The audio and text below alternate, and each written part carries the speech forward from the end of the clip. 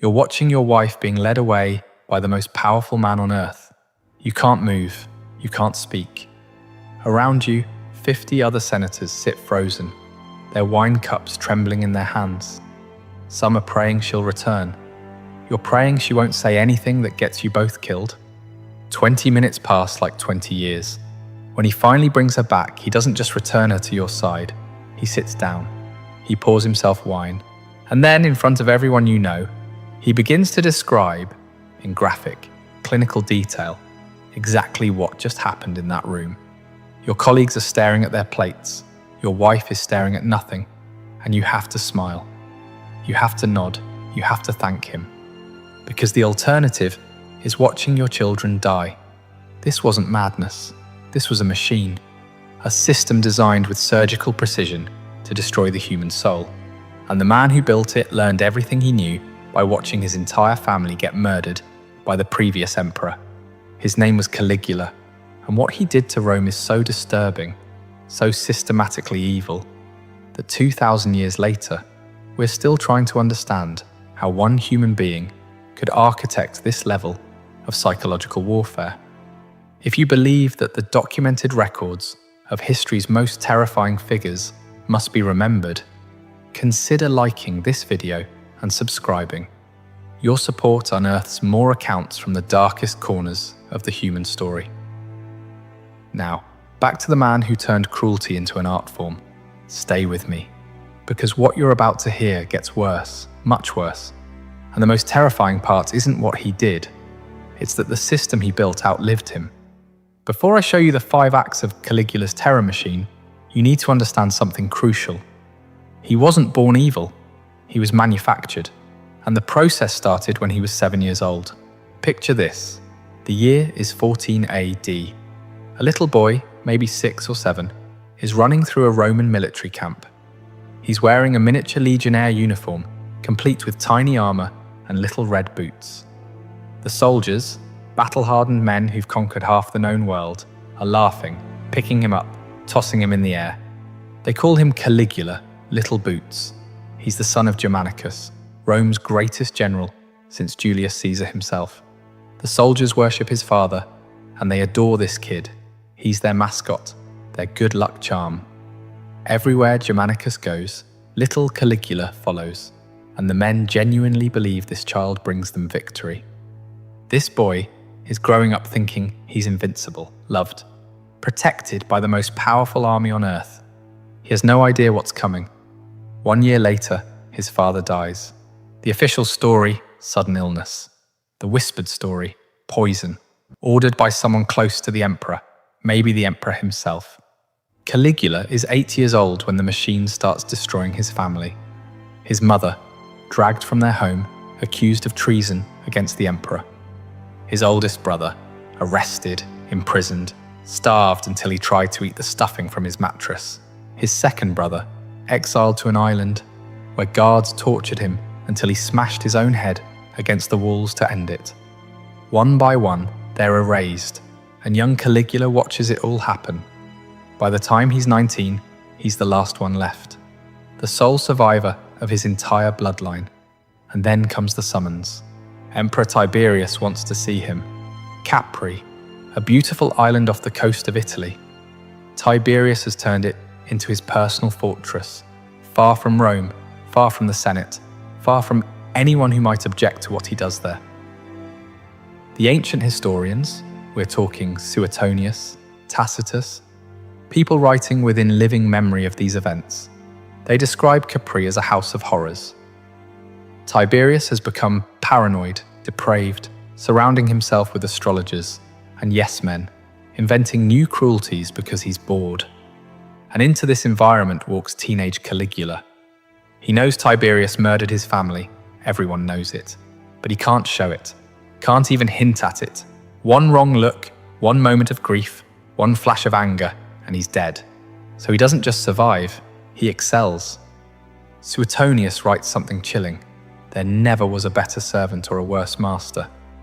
Caligula learns to bury everything human inside him. He watches, he studies.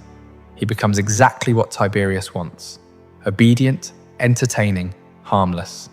For 6 years, he plays this role perfectly. And then, in 37 AD, Tiberius dies. Some say natural causes. Others say Caligula smothered him with a pillow. Either way, the 19-year-old hostage is now the most powerful person on earth. Rome celebrates. They think they're getting the son of beloved Germanicus. They have no idea they've just crowned a man who spent 6 years learning how to break human beings from the greatest monster in Roman history. And for 7 months, everything seems perfect. Then he gets sick, and the person who wakes up is not the same person who went to sleep. What happened during those fevered days, we'll never know. But when Caligula recovered, something inside him had shattered, and Rome was about to learn what he'd been hiding. What I'm about to describe isn't random violence. It's not the acts of a madman. Caligula built a system, 5 distinct acts of psychological warfare, each one designed to destroy a different part of the human spirit. And the truly terrifying part is how methodical it was. Let me show you the blueprint. Act 1 of the machine, the sister goddess. Caligula had 3 sisters, but one, Drusilla, was different. Ancient sources say their relationship crossed lines that even Rome found disturbing. Whether the rumors of incest were true or propaganda, what matters is that everyone believed it. And Caligula didn't just allow the rumors, he encouraged them. Then Drusilla died. What happened next reveals the core of Caligula's system, taking his personal pain and forcing an entire empire to experience it. He doesn't just mourn, he weaponizes mourning. First, he has the Senate declare Drusilla a goddess. Not metaphorically, officially. There are now temples to his dead sister where Romans are required to worship. Then he declares a period of mourning. And here's where it becomes monstrous. It is now a capital crime to laugh. It is now a capital crime to bathe. It is now a capital crime to have dinner with your family. Read that again. For weeks, maybe months, if you're caught smiling, you can be executed. Imagine living like that. Your child tells a joke at breakfast. Do you laugh? Do you discipline them for being a child? Every moment of joy becomes a potential death sentence. He's making Rome feel his pain, whether they want to or not. He's learning he can legislate emotion, criminalize happiness, make his inner world everyone's reality. And once he realizes he can control how people feel, he starts experimenting with what else he can take from them. Act 2 of the machine, the imperial brothel. This next part is so disturbing that historians still debate whether it actually happened or was later propaganda. But here's what the ancient sources claim. Caligula establishes a brothel inside the imperial palace. Not for himself, for the public, as a business. And it's not staffed by common prostitutes. It's staffed by the sons and daughters of Rome's noble families, the aristocracy, the senators, the people who rule provinces and command legions. He has heralds go into the streets to announce the prices, different rates for married women versus unmarried, special rates for virgins from senatorial families. And here's the detail that makes it so specifically cruel. He allegedly kept ledgers, detailed records, names, dates, transactions, the bureaucratic accounting of human degradation. Think about what this does psychologically. If you're a Roman nobleman, your entire identity is built on family honor. Your lineage goes back centuries. Your name means something. And now your daughter is being advertised in the streets like livestock. And there's a ledger with her name in it. And you can do absolutely nothing about it because the alternative is execution. He's not just taking their bodies.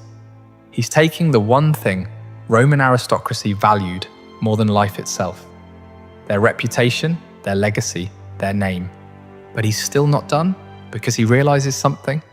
Public humiliation is powerful, but there's something even more devastating. Private humiliation with public witnesses. Act 3 of the machine, the banquet of predation. Picture this scene again, because now you understand the context. You're at an imperial banquet. You're sitting with your wife. Around you are 50, maybe 100 other senators with their wives.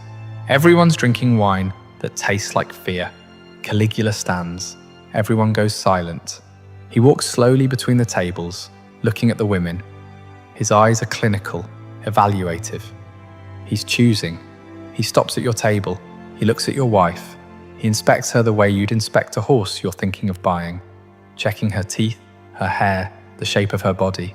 He doesn't ask permission, doesn't even acknowledge you exist. He just takes her hand and leads her away. You sit there. The man next to you is staring into his wine. Everyone is pretending this isn't happening, because everyone knows, if you stand up, if you object, if you show any emotion at all, you won't leave this room alive, and neither will she, and neither will your children. So you sit, you drink, you wait. 20 minutes, 30. The conversation around you is forced, brittle. Someone makes a joke and it dies in the air. Finally, he brings her back. She sits down. She won't look at you. And then he sits down too. He doesn't leave, he stays. And in front of everyone, your friends, your colleagues, your rivals, he begins to describe what just happened. In detail, clinical, graphic detail. He's rating her performance, comparing her to other senators' wives, making jokes, and you have to smile. You have to laugh at his jokes. You have to nod like this is all perfectly normal, perfectly fine. He's not just violating your wife, he's destroying you. Everything that makes you a man in Roman society, your ability to protect your family, your authority, your dignity, he's taking it in front of everyone who matters. And tomorrow, you have to come back. You have to smile at these same people. You have to pretend it never happened while everyone knows exactly what happened. This is the genius of the machine. He's not just destroying individuals, he's destroying the social fabric itself, making everyone complicit, making everyone a witness to everyone else's degradation. But we're only at Act 3, and what comes next is so much worse that modern psychologists have studied it as a case study in systematic psychological torture. Because Caligula realizes there's one bond even stronger than marriage, the bond between parent and child. This is Act 4 of the machine, the grieving father. This next part is almost unwatchable. If you need to take a break, I understand. Caligula begins executing people, not for treason, not for crimes, just because he's bored or annoyed or because he wants to see what happens. And he develops a new protocol. If he's executing someone's son, the father has to watch, not from a distance, up close, front